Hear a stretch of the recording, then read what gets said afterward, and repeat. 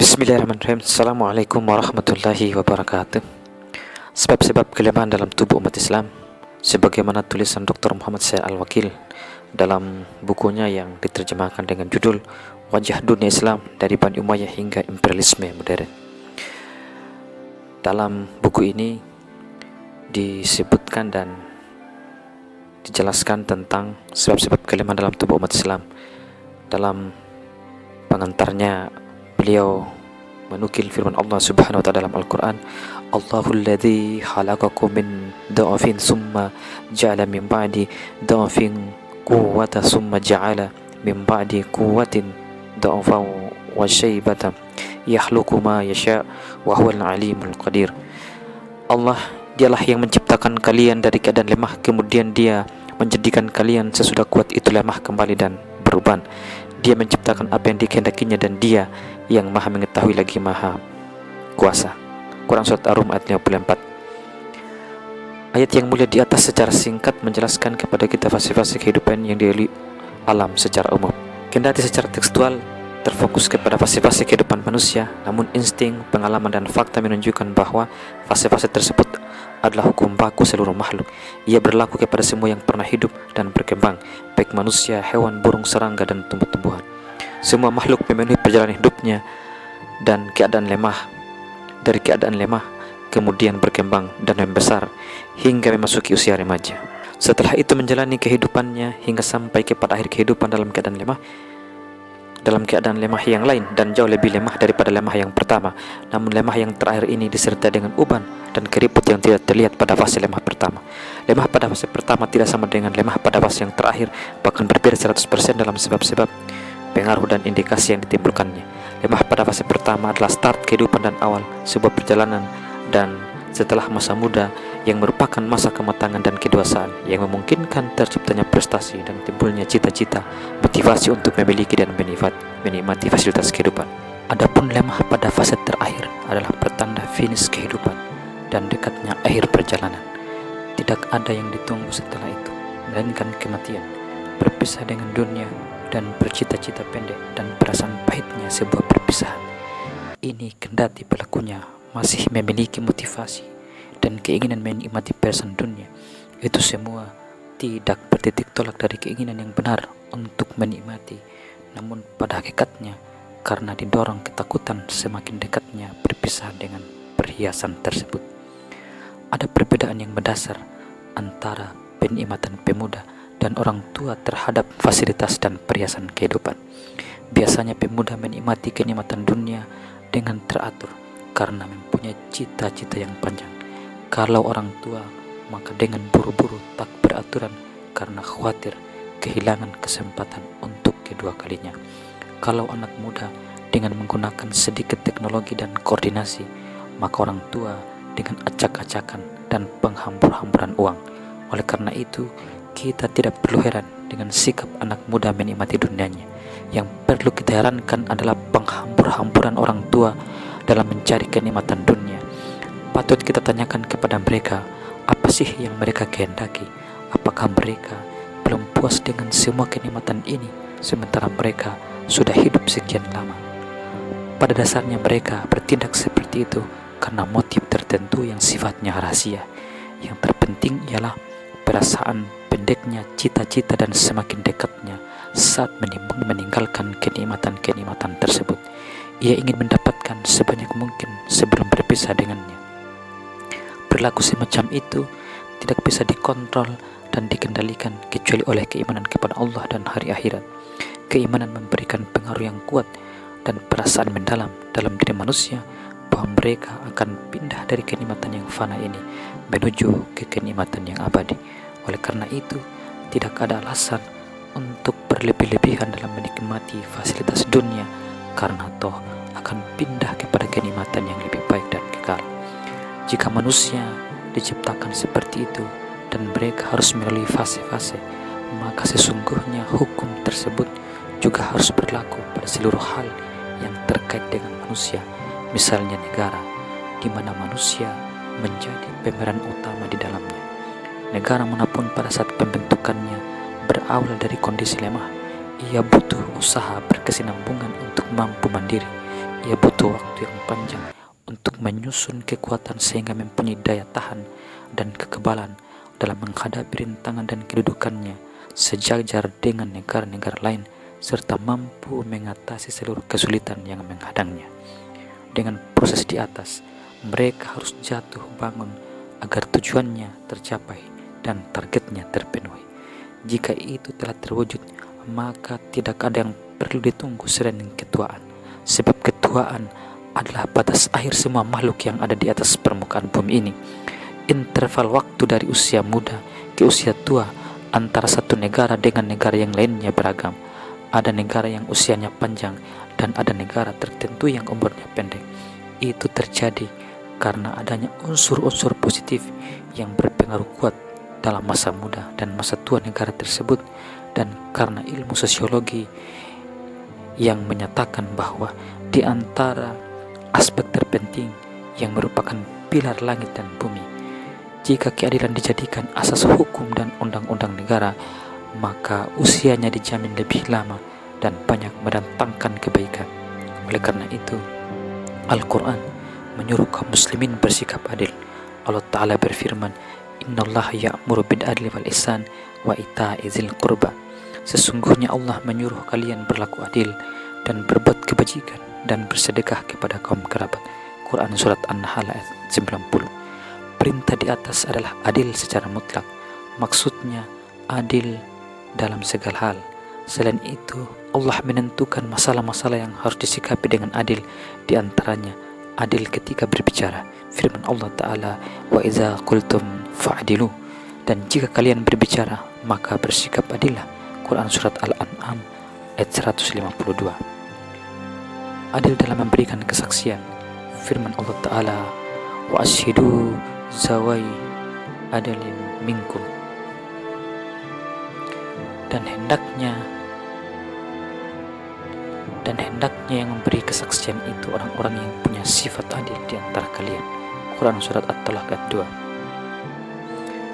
Adil ketika mendamaikan dua pihak yang berperkara. Firman Allah Ta'ala, fa'im fa'aslihu bainahuma bil adl wa aqsitu. Dan jika golongan tersebut telah kembali kepada perintah Allah, maka damaikan antara keduanya dengan adil dan berbuat adillah. Quran Surat Al-Hujurat ayat 9. Dan adil dalam membuat hukum. Firman Allah Ta'ala, wa idza hakamtum bainan nas an tahkumu bil adl. Dan jika menetapkan hukum di antara manusia, maka hendaklah menetapkan dengan adil. Quran Surat An-Nisa ayat 58. Islam sangat konsen terhadap keadilan dan memerintahkan pemeluknya menegakkan keadilan dalam segala hal, walaupun yang meminta putusan hukum itu orang-orang non-muslim. Terhadap orang-orang yang amat kita benci sekalipun, Islam tetap menyuruh kita bersikap adil. Allah berfirman terkait dengan hal ini, dan janganlah sekali-kali kebencian kalian terhadap satu kaum membuat kalian tidak berlaku adil kepadanya. Berbuat adillah, karena adil itu lebih dekat dengan takwa.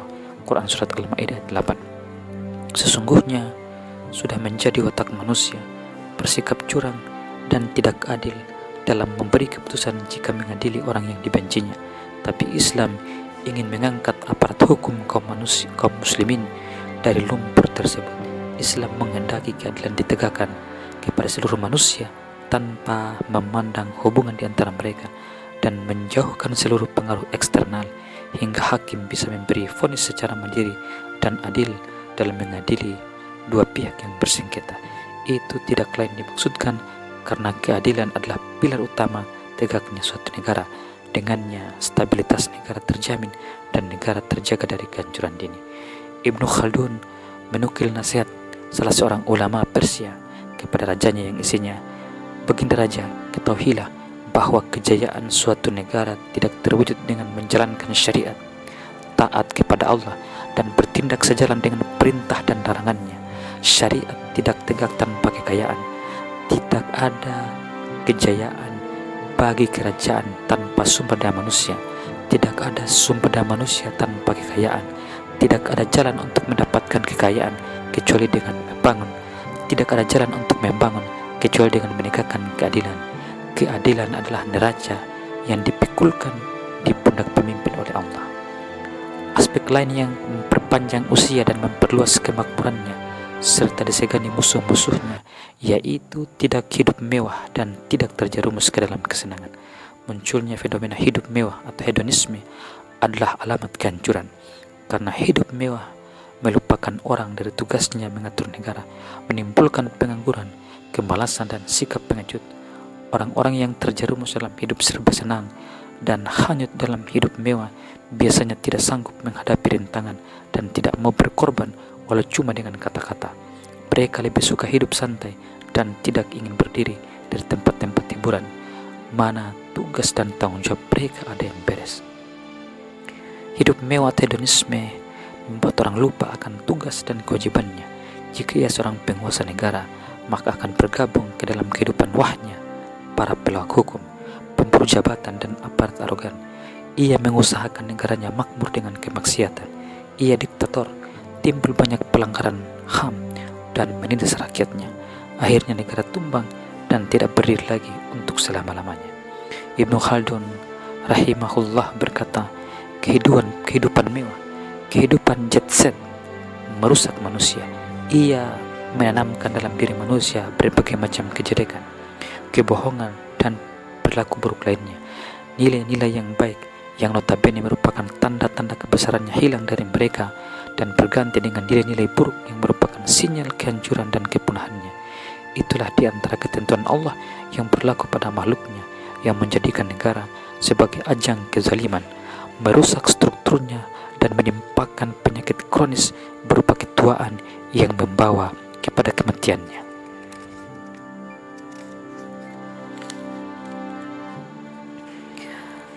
Jadi kehidupan mewah atau kehidupan hedonisme adalah penyakit yang menyerang bangsa dan tidak ada yang ditunggu daripadanya selain kehancuran dan punahnya nikmat. Kemunculannya dalam suatu bangsa berarti proklamasi terhadap krisis negaranya dan kehancuran kekuasaannya. Kaidah ini berlaku dan bisa diterapkan kepada manusia. Fakta di atas diungkap oleh Al-Quran. Wa idza aradna an nuhlika qaryatan amarna mutrafiha fafasaqu fiha fahaqqa 'alaiha qawlu fadammarnaha tadmira. Dan jika kami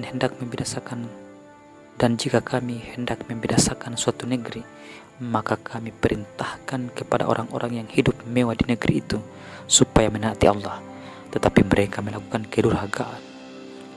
kedurhakaan dalam negeri itu, maka sudah sepantasnya berlaku terhadapnya perkataan atau ketentuan kami, kemudian kami hancurkan negeri itu sehancur-hancurnya.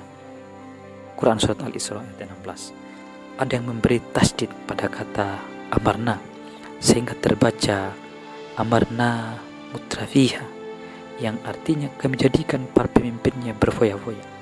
Ketika itu berlakulah ketetapan Allah, negeri tersebut dihancur leburkan.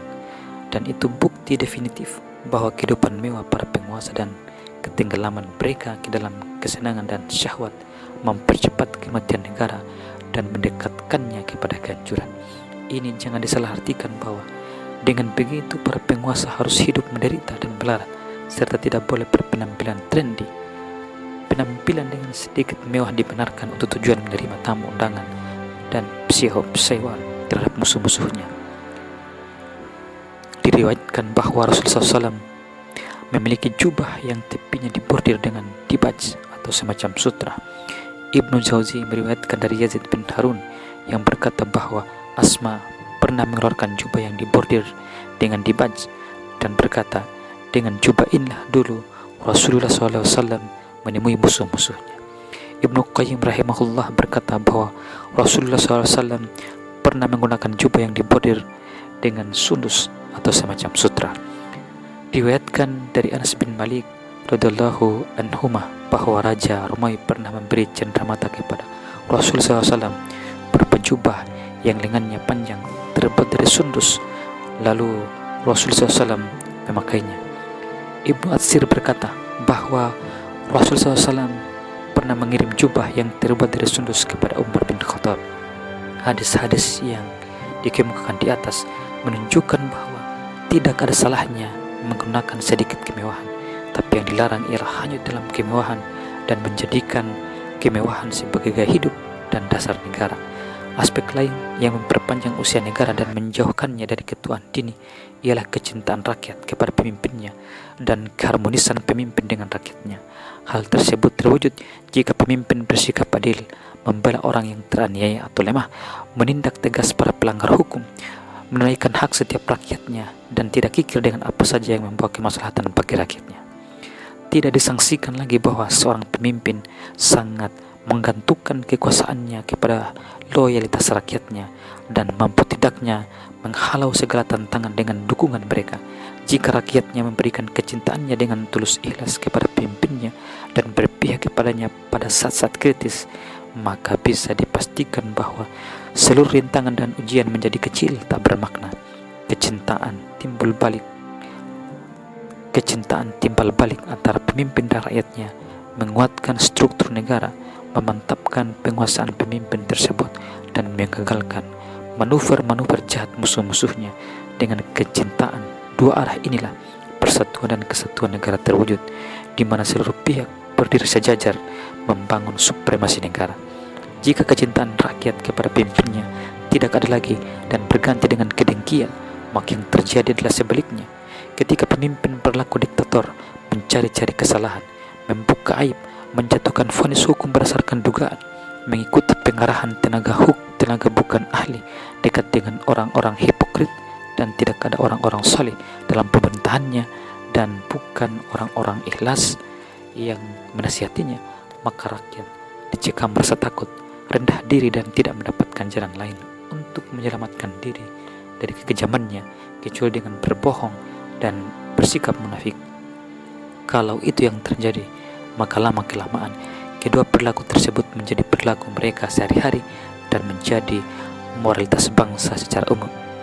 Reaksi rakyat terhadap sikap pemimpin seperti itu, jelas hati nuraninya mengutuknya, mengharapkan kejatuhannya, mencari kesempatan yang pas guna melepaskan diri dari kekuasaannya, dan tidak menutup kemungkinan membenci tanah airnya. Manusia mencintai tanah airnya, membelanya, mempertahankannya, dan berkorban untuknya karena mereka merasa aman, tentram, dan damai hidup di dalamnya. Tapi jika tanah airnya, tempat mereka hidup di dalamnya, meminum air susunya, menikmati udara segarnya, dan ia korbankan waktunya, tenaganya, dan hartanya untuknya, ternyata tidak memberikannya keamanan, ketentraman, kehormatannya terancam dan diperlakukan seperti budak, maka bagaimana mungkin ia bisa hidup tenang di dalamnya? Sesungguhnya hati manusia memiliki fitrah mencintai orang yang berbuat baik kepadanya dan memberikan loyalitasnya kepada orang yang memberikan perhatian kepadanya. Maka bagaimana kita paksa mereka terhadap sesuatu yang bertentangan dengan hati nuraninya, dan kita desak mereka mencintai orang yang berbuat jahat kepadanya dan menyuruh sesuatu yang bertentangan dengan hati nurani, ibarat mengejar seberkas sinar di dalam air. Adapun kata-kata penyair, engkau negeriku, kendati berjalan di atas jalan yang benar dan menjadi keluargaku meski terhadap pemberian, itu hanya kata-kata seorang penyair yang terbang melayang-layang ke atas angkasa mimpi dan tidak hidup di dalam berita yang dijalani orang-orang yang tertindas dan tersiksa.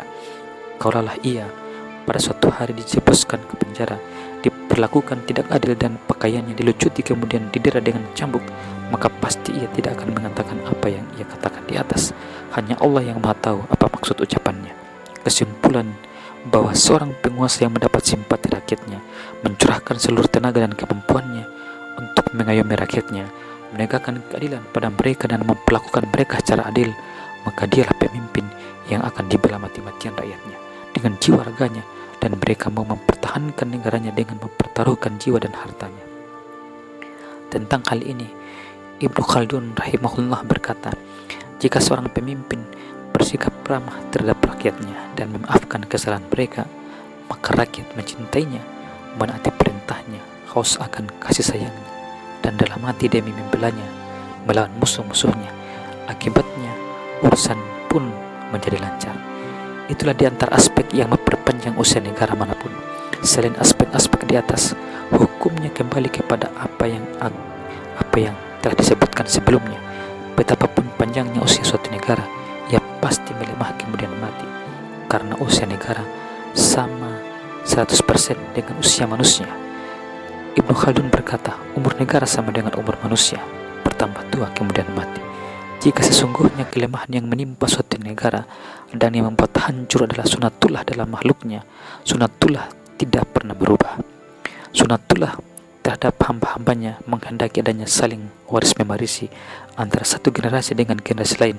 Jika sunatullah yang indah ini tidak berjalan, maka dunia padat dengan manusia, atau sunatullah kelahiran terhenti dan manusia hidup tidak boleh berketurunan. Akhirnya kreativitas dan inovatif yang seyogyanya berkembang dengan pergantian generasi dan kemampuan intelektual pun macet. Begitu juga jika tidak ada pergantian dan perubahan dalam negara, pemimpin dan tenaga-tenaga teknisi, maka reformasi administrasi negara, politik sosial, pembangunan dan ekonomi terhenti. Jadinya dunia berjalan di tempat dan tidak melangkah ke arah yang lebih baik, sebab mereka diketahui bahwa suatu generasi datang karena generasi sebelumnya telah habis masanya. Negara juga seperti itu, ia datang karena mewarisi negara sebelumnya dan berdiri atas puing-puingnya.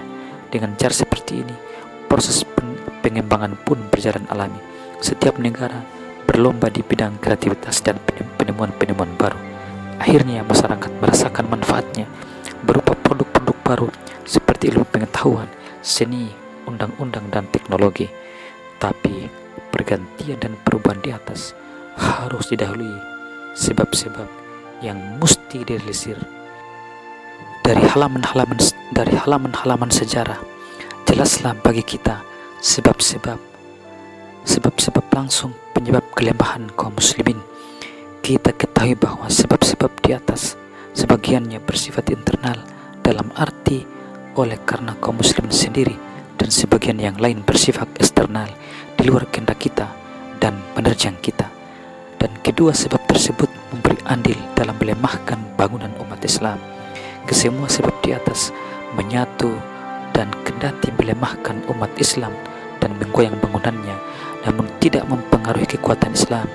Islam adalah agama yang dipilih oleh Allah sebagai way of life, dan Allah telah menjaganya hingga ia mewariskan bumi dan seisinya. Oleh karena itu, sesungguhnya seluruh invasi brutal dan bertubi-tubi terhadap Islam tidak pernah berhasil menggoyahkan Islam sebagai kekuatan yang memiliki magnet kuat dan senantiasa mencetak generasi, mencetak para pahlawan dan orang-orang besar, serta mempersembahkan tokoh-tokoh agung kepada dunia. Seandainya saja invasi tersebut menimpa umat lain selain umat Islam dan menyerbu agama lain selain agama Islam, maka dipastikan bahwa sebagian sebab di atas akan menghancurkan mereka dan menghapus mereka dari lembaran-lembaran sejarah. Namun kesemua cobaan yang memusnahkan dan tekanan yang membinasakan ini menimpa kaum muslimin, kemudian mereka menghadapinya dengan penuh kesabaran dan ketahanan. Mereka hidup dalam cobaan tersebut dengan tegar, dengan mengharap keridhaan Allah. Bahkan magnet Islam yang positif masuk ke dalam hati musuh-musuhnya, kemudian mereka masuk Islam dengan sukarela. Ini tiada lain karena pengaruh positif yang diberikan Allah Azza wa Jalla kepada agama ini. Sesungguhnya Islam mempunyai magnet kuat, dan jika mengenai hati yang lurus, maka akan bersemayam kuat di dalamnya. Dan jika melewati suatu tempat, pasti meninggalkan sidik jari yang jelas di dalamnya. Oleh karena itu, seluruh kekuatan yang membuat konspirasi terhadap Islam gagal total dan tidak menggoyahkannya, dan tidak lebih dari sengatan nyamuk terhadap puncak gunung. Islam melewati semua ujian di atas tanpa terpengaruh sedikit pun, dan justru malah bersikap sportif dan dermawan. Mereka datang dengan tujuan menghancurkannya, tapi Islam malah menegakkan bangunan mereka. Mereka bersenjata lengkap dengan maksud membunuhnya, tapi Islam malah menghidupkan hatinya. Mereka menyusun kekuatannya untuk menghancurkannya, tapi Islam malah memantapkan kakinya. Mereka mengincarnya karena kebodohannya, namun Islam malah membekalinya dengan ilmu pengetahuan dan hikmah. Mereka melancarkan serangan brutal dan membabi buta, tapi Islam malah mempersembahkan peradaban dan kemajuan kepada mereka. Itulah watak Islam yang selalu memberikan yang sebaliknya dan memberi tanpa menunggu balasan, karena Allah Azza wa Jalla telah mengutusnya dengannya Nabi Muhammad SAW untuk memberi petunjuk kepada manusia dan menyelamatkan dunia dari kesesatan. Jikalau watak Islam tidak memiliki daya tarik tinggi seperti itu, mustahil orang-orang Tartar masuk Islam. Sejarah telah mengajukan pertanyaan di sini. Siapakah yang membawa Islam ini kepada mereka yang berhati keras seperti itu? Siapa yang memikat pandangannya kepada kebaikan-kebaikan Islam sehingga kemudian mereka memeluk Islam?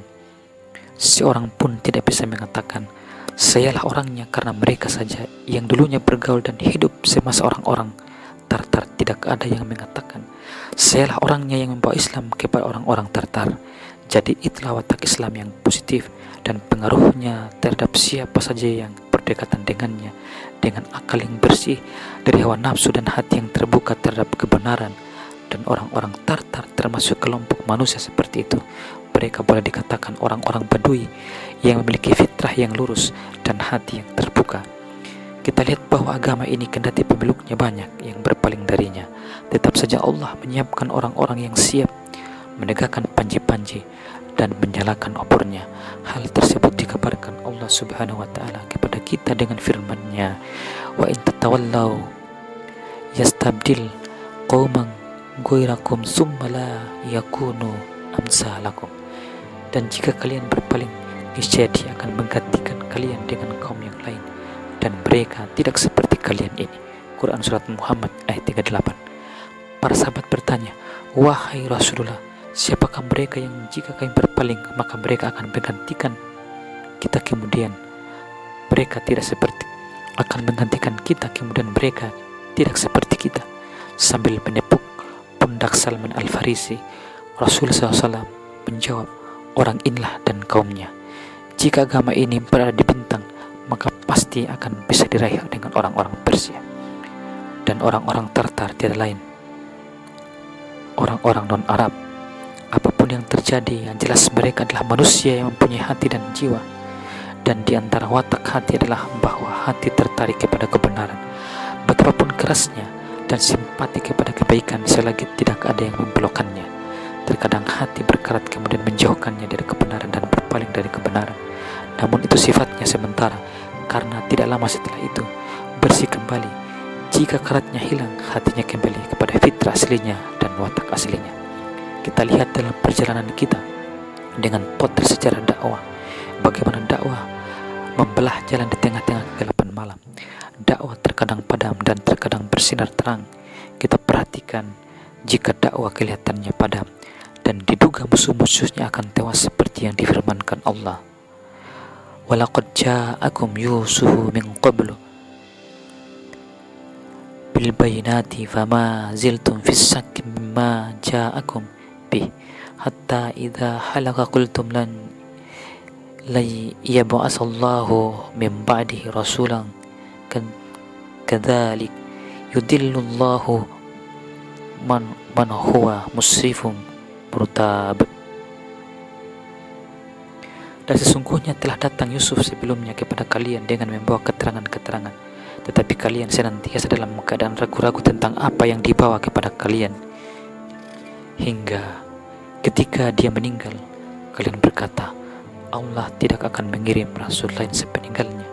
Demikianlah Allah menyesatkan orang-orang yang melampaui batas dan ragu-ragu. Quran Surat Al-Ghafir ayat 34.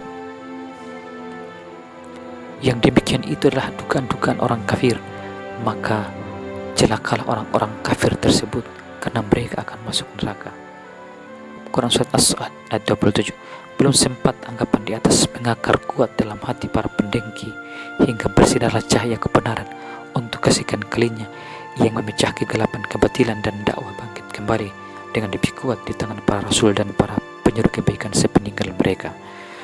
Jalan dakwah tidaklah mudah dan mulus, ada rintangan dan kesulitan, dan itulah pembawaan dakwah yang diyakini oleh para pelakunya, bahwa mereka berjalan di atas jalan yang benar, dan agar para dai dan para penyeru kebaikan semakin mantap akan kebenaran jalannya.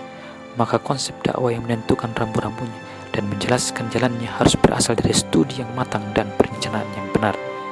Semua unsur berikut ini terkumpul: rintangan dan kesulitan, studi dan perencanaan, serta pemalu dan konsepnya adalah berita yang dipakai dasar gerakan para penyeru perbaikan dan ingin menyerahkannya kepada generasi selanjutnya dalam keadaan bersinar terang agar dakwah itu tetap bergulir dan semakin banyak yang menyambut seruannya. Sudah berapa kali para pendengki berusaha mematikan pelita Islam, namun selalu menemui kegagalan, karena pelita Islam adalah cahaya Allah, dan Allah akan selalu menyempurnakan cahayanya meski tidak dikehendaki oleh para pendengki. Dari sinilah setiap generasi secara bergantian saling mewariskan amanah dakwah ini. Kebangkitan Islam datang silih berganti, dan kalau kita membuka lembaran sejarah, maka kita lihat bahwa dalam setiap generasi kebangkitan Islam tetap ada. Dan benarlah Rasulullah SAW ketika beliau bersabda, innallaha yab'asu li hadhil ummati ala ra'si kul mi'ati sanati may yujaddid laha dinah. Sesungguhnya Allah mengutus bagi umat ini pada setiap 100 tahun orang yang memperbaiki agama bagi mereka. Jika kebatilan menang, kuku dan taringnya menguat, maka Allah menyiapkan bagi agamanya orang-orang yang di luar perkiraan, orang yang berani menentang kebatilan, memperbaiki panji kebenaran, bangkit untuk melanjutkan perjalanan dakwah dan memikul tongkat kebangkitan yang berperang menyelamatkan kebenaran dan pemeluknya dan menumbangkan kebatilan dan pembeloknya. Dan kebangkitan terakhir adalah kebangkitan sempurna yang dirasakan kaum muslimin sekarang ini. Kebangkitan sekarang ini mencuat di tengah kegelapan yang mencekam masyarakat Islam. Proses kelahirannya bukan perkara mudah, namun susah dan sulit. Maka oleh karena itu kehidupan kebangkitan tersebut amat mahal bagi mereka yang merasakan pahit getirnya. Kebangkitan ini adalah reaksi atas kerusakan yang meluas dan penolakan terhadap kenyataan pahit yang dialami masyarakat Islam, serta semangat untuk mengubahnya kepada yang lebih baik. Tanggung jawab tersebut diemban oleh orang-orang bertekad baja untuk melanjutkan perjalanan dakwah sampai di akhir babaknya. Mereka berjanji di hadapan Allah untuk mewariskannya kepada generasi selanjutnya, agar semangatnya tidak luntur dan perjalanan dakwah ini tidak terhenti di tengah perjalanan. Ada semacam kaidah yang telah disepakati bahwa setiap ada aksi pasti ada reaksi yang menandingi kekuatannya dan beraliran arah. Berdasarkan kaidah di atas, kebangkitan Islam lahir sebagai reaksi dari protes terhadap kerusakan dan ketidakpastian. Kebangkitan Islam berkembang pesat menuju kebaikan yang diceritakan bersaing dengan kebatilan yang bergerak cepat menawarkan program-programnya. Dengan cepat di luar perhitungan seorang pun, kebangkitan Islam muncul di mana-mana. Di sekolah-sekolah dan perguruan tinggi, di pabrik-pabrik dan ladang, di perkantoran dan rumah-rumah sakit. Kebangkitan Islam diusung oleh generasi muda laki-laki dan wanita. Kendati semua unsur-unsur kerusakan nyaris menguasai masyarakat dengan dukungan kekuatan yang menolonginya, maka kebangkitan Islam muncul dengan menantang dan gagah berani, tidak peduli dengan berbagai rintangan yang dipasang di tengah perjalanannya, tidak terpengaruh oleh bentuk-bentuk kesulitan yang akan menghadangnya, dan tidak goyah oleh sikap anti manusia terhadapnya. Semboyan mereka adalah agar kami mempunyai alasan melepas tanggung jawab kepada Rabb kalian dan supaya mereka bertakwa. Quran Surat Al-A'raf ayat 164. Kebangkitan Islam menyuarakan kembali kepada Islam, berpegang teguh kepada prinsip-prinsip Islam, dan memperingatkan terhadap bahayanya berjalan menurut keinginan hawa nafsu, serta mengumumkan perang terhadap segala bentuk kerusakan dan kemerosotan, dan menuntut diberlakukannya nilai-nilai suci. Kebangkitan berteriak, inilah kunci keselamatan menuju daratan keamanan, dan siapa berpaling daripadanya, maka ia termasuk orang-orang yang celaka. Banyak sekali manusia yang menyambut seruan kebangkitan Islam dengan antusias karena mereka melihat kejujuran pada kebangkitan Islam dan mendapatkan keselamatan di dalamnya. Para aktivis kebangkitan Islam tidak henti-hentinya menyampaikan dakwah kepada Allah dan menjelaskan tujuan-tujuan dakwahnya dengan percaya diri yang tidak gentar oleh rintangan dan dengan keyakinan yang tidak lemah oleh teror dan ancaman, serta ketenangan jiwa menuju hasil yang diidam-idamkan, yaitu kemenangan Islam dan kaum muslimin. Respon yang antusias terhadap kebangkitan Islam menimbulkan perubahan yang berdasar dalam skala pribadi maupun masyarakat. Dalam skala pribadi, kita catat tanggapan yang positif dari para pemuda dan pemudi terhadap kebangkitan Islam. Mereka menganut prinsip-prinsip kebangkitan dan berakhlak dengan akhlaknya serta menolak seluruh seruan yang menyesatkan. Kita lihat profil pribadi-pribadi Islam di setiap tempat yang tidak tampak ketika kebangkitan Islam belum lahir. Kemanapun Anda melihat, maka pasti Anda lihat pribadi-pribadi seperti di atas yang siap membantu Anda. Anda saksikan pemudi-pemudi muslimah yang berbusana muslimah di kantor-kantor pemerintahan, di perkantoran-perkantoran, dan di setiap tempat mereka ada di situ. Ini membuktikan bahwa kebangkitan ini tidak temporal dan radikal, karena ia memahami Islam berdasarkan firman Allah. Jadilah engkau pemaaf dan suruhlah mengerjakan yang baik, serta berpalinglah dari orang-orang yang bodoh. Quran Surat Al-A'raf ayat 199. Mereka mempertahankan pendiriannya berdasarkan firman Allah Ta'ala. Suruhlah manusia kepada jalan Rabbmu dengan hikmah dan pelajaran yang baik, dan bantahlah mereka dengan cara yang lebih baik. Quran Surat An-Nahl ayat 125. Di samping Anda saksikan wanita-wanita muslimah yang mengangkat busana muslimah yang menawan hati dan menyejukkan dada, Anda lihat juga pemuda-pemuda yang menemukan jati dirinya dalam kebangkitan ini. Dalam kondisi masyarakat yang didominasi oleh adat istiadat impor, manusia merasa malu tampil di masyarakat dengan kepribadian Islam, sedang mereka yang meyakini kebangkitan Islam ini dengan bangga menyatakan bahwa mereka adalah umat Islam. Mereka memproklamirkan kepribadiannya yang Islami dengan menampilkan akhlak yang mulia, muamalah yang baik, dan penampilan yang Islam. Sedang perubahan di masyarakat, maka pada awalnya terlihat kurang greget sebagaimana layaknya barang baru, tapi atas Islam. Contoh perubahan lainnya dalam masyarakat adalah perubahan mereka dari berinteraksi dengan bank konvensional menuju bank yang Islami, guna menanam investasi yang pada akhirnya memaksa pihak bank. Maka tidak heran kalau generasi muda dari kalangan pemuda dan pemudi menjadi pioner dan perintis kebangkitan. Mereka adalah kekuatan yang menyatakan prinsip-prinsipnya dan program-programnya. Mereka adalah semangat yang benar yang mengadakan perubahan dalam segala bidang kehidupan. Ada dua hal yang membahayakan dalam masyarakat sebagai ekses kebangkitan, yang mana kedua hal tersebut harus jadi bahan renungan yang dalam bagi para pemikir kebangkitan, agar sebab-sebabnya diketahui dan hasil-hasilnya bisa dianalisa.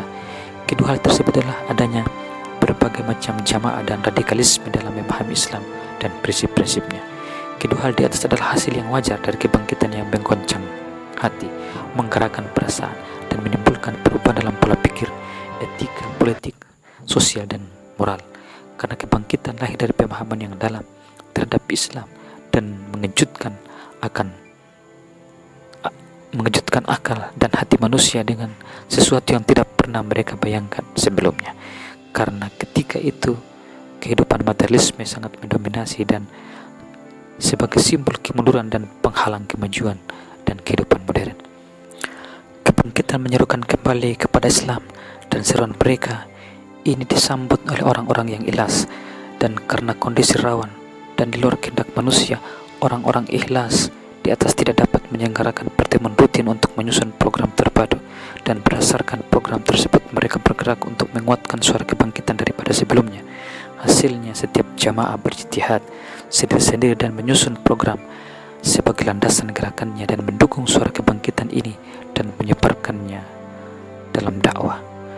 Dan tentu sarana mereka berbeda karena memang kemampuan pikir mereka juga tidak sama, dan pada akhirnya perbedaan sarana ini menimbulkan jamaah yang banyak meski secara umum tujuannya mereka adalah sama. Sungguh tragis mereka dengan keberagaman jamaah-jamaah yang bertujuan sama di atas, apalagi tujuannya tidak lain adalah menolong Islam.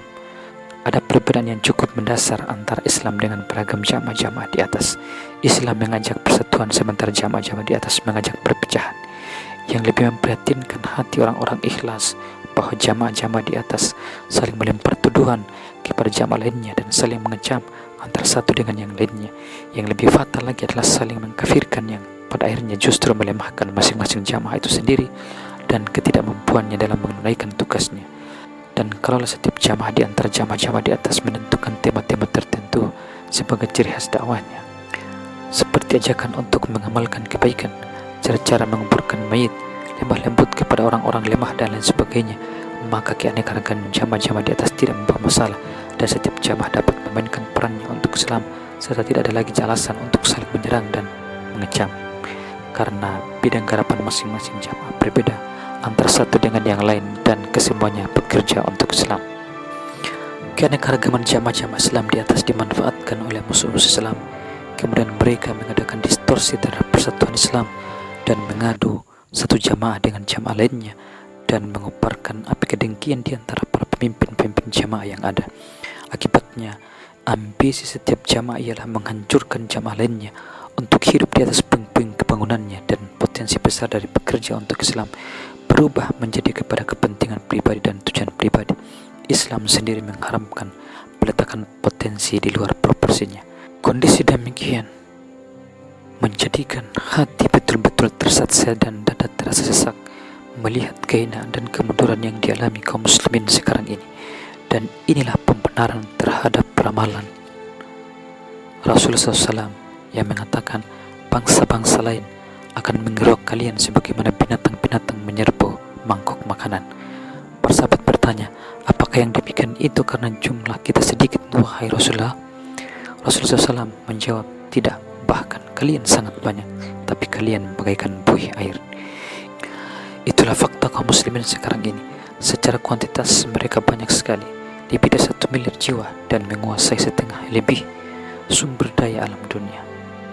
Sayang mereka hidup sangat terasing dan lebih menderita dari anak-anak yatim. Betul bahwa kaum muslimin sekarang ini mencapai 1 miliar jiwa lebih, namun mereka tidak menghargai potensinya karena mereka jauh dari sumber kekuatannya. Kaum muslimin akan terus dalam keadaan terhina selama mereka lebih mementingkan kendaraan mewah, istana yang megah, dan baju yang eksklusif dari musuh-musuhnya terus menyibukkan mereka dengan urusan tersebut. Dan selagi tujuan mereka adalah kehidupan dunia ini, maka adalah menjadi hak musuh-musuhnya untuk membekali mereka dengan sebab-sebab kemewahan dan kesenangan, karena kemewahan dan kesenangan adalah narkotika yang melupakan bangsa-bangsa terhadap sebab-sebab kejayaan dan kemuliaan. Selain itu, keduanya adalah unsur-unsur kehancuran bangsa-bangsa yang terkena kedua penyakit tersebut. Maha benar Allah ketika berfirman, wa idza aradna an nulika qaryatan amarna mutrafiha fafasaqu fiha fahaqqa 'alaiha al-qaul fadamarnaha tadmira. Dan kami hendak membinasakan suatu negeri, maka kami perintahkan kepada orang-orang yang hidup mewah di negeri tersebut supaya menaati Allah, tetapi mereka melakukan kedurhakaan dalam negeri tersebut, maka sudah sepantasnya lah berlaku terhadapnya perkataan atau ketentuan kami, kemudian kami hancurkan negeri tersebut sehancur-hancurnya. Quran Surat Al-Isra ayat 16. Telah disebutkan bahwa perbedaan sarana yang digunakan kaum muslimin untuk memajukan kebangkitan adalah penyebab adanya sekian banyak jamaah. Ini adalah fakta yang tidak bisa dibantah oleh siapapun. Selain itu, ada sebab lain, yaitu ada pada para pemimpin sebagian jamaah di atas, yaitu ambisi jabatan dan keengganan untuk tunduk di bawah kekuasaan jamaah lainnya. Ada orang-orang tertentu yang tidak mau patuh kepada orang lain yang jelas-jelas lebih benar daripada dirinya. Orang-orang tersebut merasa pantang tunduk kepada kekuasaan selain dirinya dan tidak mau diperintah oleh pemimpin lainnya, betapapun tingginya kedudukan pemimpin tersebut. Selain perbedaan sarana yang menyebabkan lahirnya keanekaragaman di atas, ada sebab lain, yaitu kesalahpahaman dan radikalisme dalam menerapkan konsep. Mungkin hal ini pada awalnya tidak terdeteksi, karena kaidah dasar yang mesti dijalankan oleh para penyuruh kebaikan adalah perbedaan pendapat dalam suatu permasalahan tidak boleh merusak persahabatan. Perbedaan pendapat sah-sah saja terjadi dan dialog panas tidak ada salahnya terjadi, namun hati harus tetap dalam keadaan jernih, jiwa tidak boleh berubah, dan raut muka harus tetap berseri-seri. Itulah prinsip yang harus kita kembangkan di antara kita kaum muslimin, meski kita berbeda pendapat dan perbedaan tersebut memuncak. Sesungguhnya sarana adalah upaya menuju tujuan, dan terkadang perbedaan sarana mengganggu perjalanan menuju tujuan. Dan sebagaimana diketahui bahwa tujuan yang mulia tidak bisa dicapai kecuali dengan sarana yang mulia pula. Tidak ada tujuan yang lebih tinggi dari kemenangan kebenaran. Jika ini inti permasalahannya, maka kita kaum muslimin menolak prinsip Machiavelli yang mengatakan bahwa tujuan menghalalkan segala cara. Itu sama saja dengan upaya mencapai tujuan dengan segala cara, tidak peduli haram atau halal dan bersih atau kotor. Dari sini, sarana kita untuk mencapai tujuan harus sinkron dengan prinsip-prinsip Islam, kaidah-kaidah akhlak dan maksud mulia. Kendati sarana berbeda, maka tetap harus sesuai dengan patokan di atas. Tapi pada praktiknya, pemahaman tunduk pada tekanan akal dan sejauh mana kemampuan akal dalam menerjemahkan realitas. Jamaah-jamaah yang ada tidak berusaha saling mempercayai antara mereka, dan yang terjadi justru saling tidak percaya hingga setiap jamaah, kecuali yang dirahmati Allah, mengklaim bahwa jamaahnya yang paling benar dan jamaah lainnya salah. Dalilnya adalah famadza ba'dal haqq illa dalal. Tidak ada setelah kebenaran selain kebatilan. Keyakinan seperti di atas menjadi penyebab lain timbulnya konflik di antara jamaah-jamaah yang ada. Di samping sebab utama timbulnya sikap radikalisme, upaya untuk tercapainya tujuan adalah sentral pemikiran. Maka salah satu jamaah berpendapat bahwa pendidikan atau tarbiyah yang kokoh menawarkan program dengan cara yang baik, upaya penyadaran dengan hikmah dan pemberian pelajaran yang baik, lemah lembut dalam dakwah dan pemahaman para dai-nya terhadap prinsip-prinsip dasar dakwahnya, kendati memakan waktu yang lama, adalah jalan satu-satunya menuju efektivitas kebangkitan dan kontinuitasnya. Jamaah lainnya berpendapat bahwa waktu sangat sempit dan tidak tersisa untuk diadakan tarbiyah atau pendidikan atau dialog, lemah lembut, penyadaran, dan bahwa mendakwahi manusia tidak harus berulang-ulang, namun cukup sekali atau 2 kali saja. Kemudian memaksa mereka untuk tunduk kepada kebenaran. Sampai kapan manusia berpaling dari kebenaran jika kita hanya mendakwahi mereka dengan dialog saja? Sampai kapan mereka tunduk kepada kebatilan jika kita tidak menghentikannya dengan paksa dan menghentikan mereka dari kebatilan?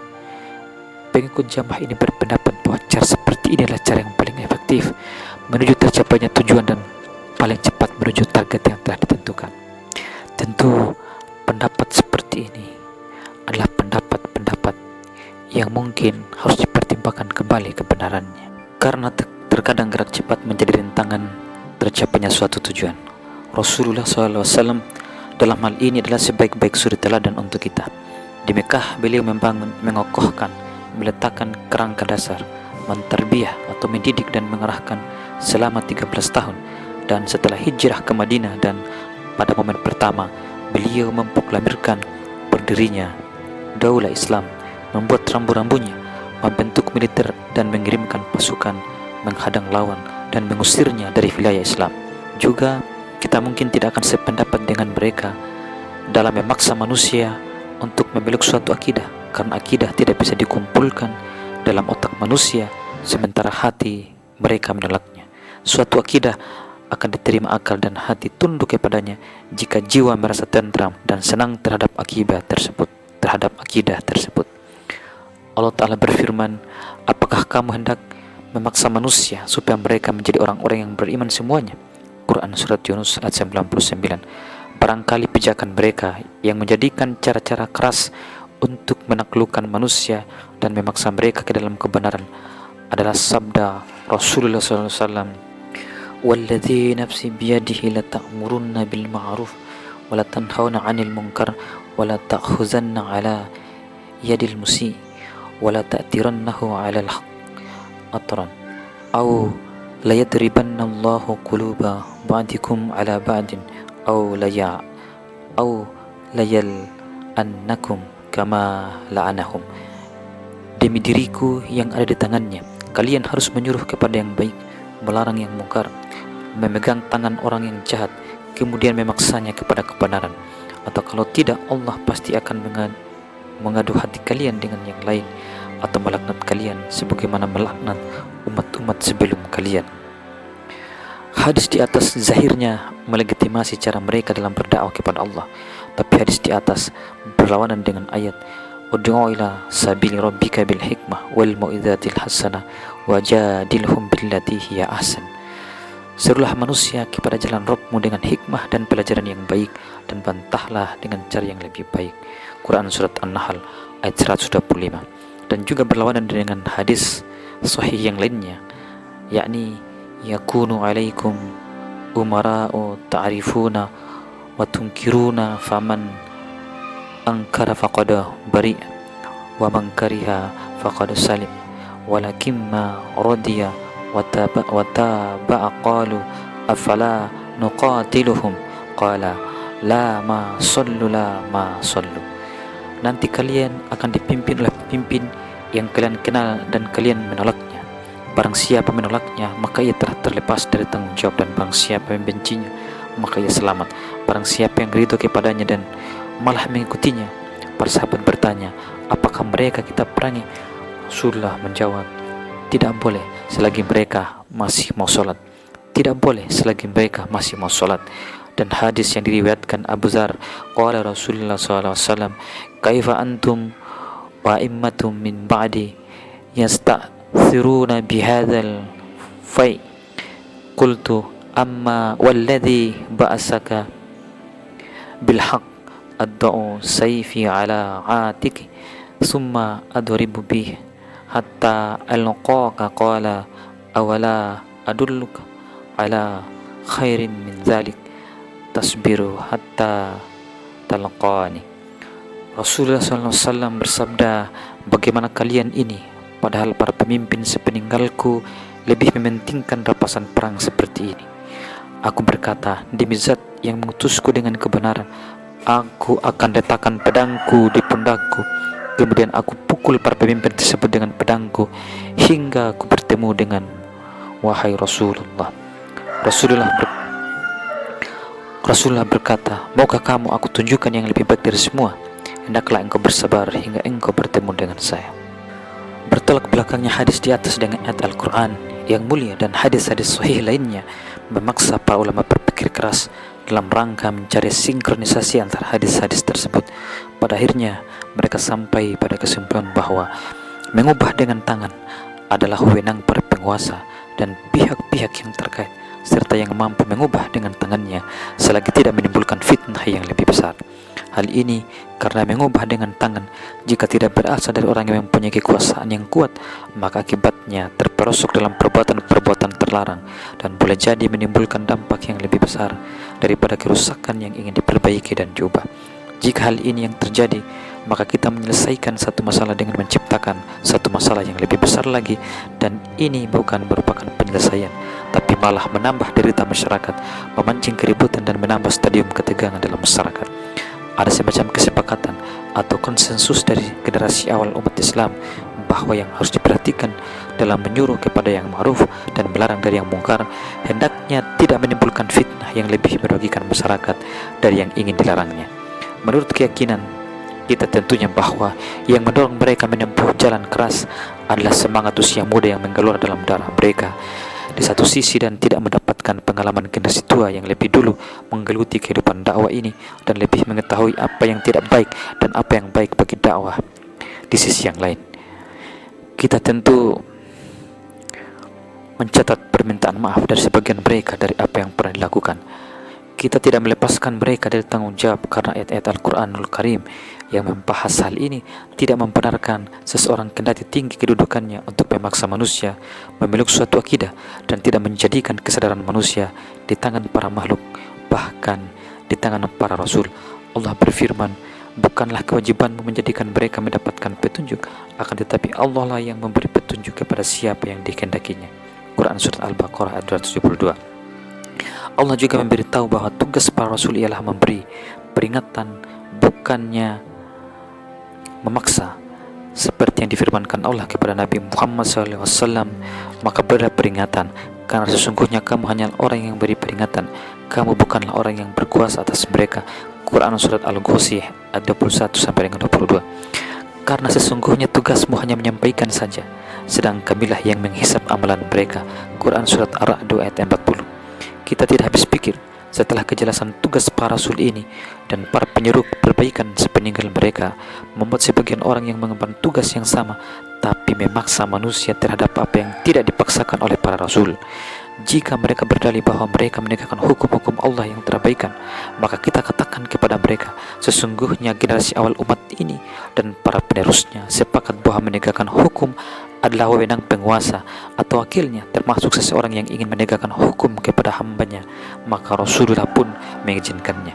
Alhamdulillah, zaman perbudakan telah berlalu dan kita tutup pintu satu-satunya dengan ketidakmauan kita terjun jihad di jalan Allah.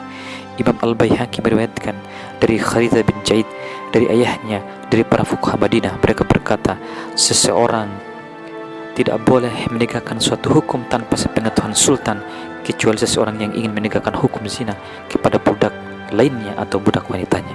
Ibnu Hazm meriwayatkan dari Ibnu Mahiriz bahwa ia berkata, hukuman hudud, fa'i, zakat dan sholat Jumat sepenuhnya diserahkan kepada sultan. Di tempat lain ia berkata, tidak ada yang mengatakan bahwa diperbolehkan penerapan hukuman hudud oleh majikan kepada budaknya. Yang ada ialah penerapan hukuman hudud sepenuhnya diserahkan kepada sultan. Inilah pendapat kami. Selain itu ada sebab lainnya. Selain semangat usia muda dan ketidakmauan mereka mengambil pelajaran dari pengalaman para generasi tua, yaitu kontradiksi di perilaku masyarakat.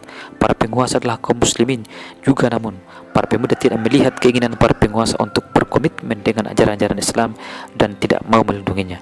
Bahkan semua media massa, televisi, koran, radio dan lain-lain semuanya membenci Islam dan seolah-olah menentangnya untuk turun dari panggung dunia ini. Koran dan majalah memuat gambar-gambar yang tak sepatutnya.